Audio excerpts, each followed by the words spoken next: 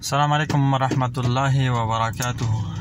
څنګه یې ملګرو؟ ښه حیثیتونه مزاجونه ښه دي، حالات واقعیات او سهار مو په خیر. او دغه یو پیشو بیګا ګاډي والې ده پرته د لارې منځ کې، نو اوس چې څومره نن ګاډي ځي نو د پاسه به تېرېږي، او دا اکثر موږ داسې وینو کله چې سپي یا پیشو ګاډي ووهي بیا په روډ پرته وي، نو بیا چې کوم ګاډي تېرېږي نو هغه یې هم پې خپل ټایر د پاسه چې کوم دی ورولي، نو پکار دا دي چې داسې یو ځناور ګاډی د شپې ووهي، نو پکار دا دي چې څوک وویني چې دا یو طرف ته سیټ ته کېږي، نو زه دا دي چې دا کم نور ګاډي ځي نو دوی ته به لاوزګارې دي، دوی به دا خپل ټایر په دې ځناور د پاسه نه بوځي، نو دا مو ولید دا سیټ ته کوو انشاءالله.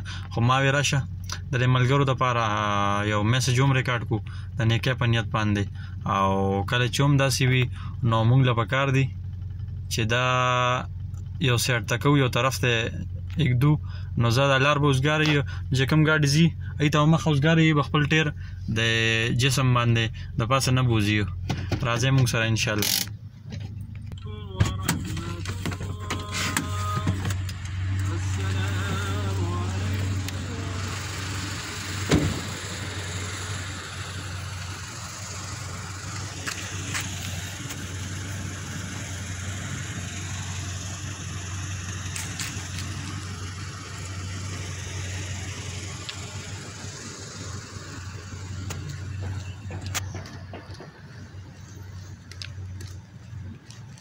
ډېر کافي وزن دی ښه، لار اوزګاره شوه، نو اوس به دومره وي چې څومره ګاډي ځي نو هغوی به ځي، اکثر داسې وي چې خیال نه کوي نو جسم باندې دوباره هغه ګاډی بیا ورځي. نو ټول ملګري ته کوشش کوئ چې چېرته هم داسې وي چې چېرته ځناور پروت وي د شپې ګاډي والي، نو هغه پکار دی چې سایډ ته کوو. ډېره مننه، جزاک الله خیر، الله یې بارک فیک، الله دې اجر درکړي. السلام علیکم.